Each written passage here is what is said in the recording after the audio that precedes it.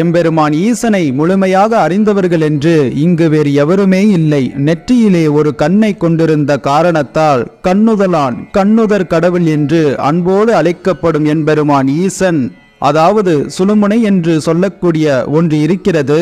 அந்த இடத்திலே உன் மனதை நிறுத்தி யோகத்தில் ஈடுபடும் போது நாம் எங்கிருந்து வந்தோம், ஒரு புள்ளியிலிருந்து தொடங்கினோம், அந்த புள்ளிக்கு பெயர் பராபரம், பராபரத்தில் இருந்தே நாம் வந்தோம் என்கிற தெளிவை முதலாக கண்டறிந்து சொன்னவர், கண்டறிந்தவர் எம்பெருமான் ஈசன் சிவபெருமானே ஆகுவார்.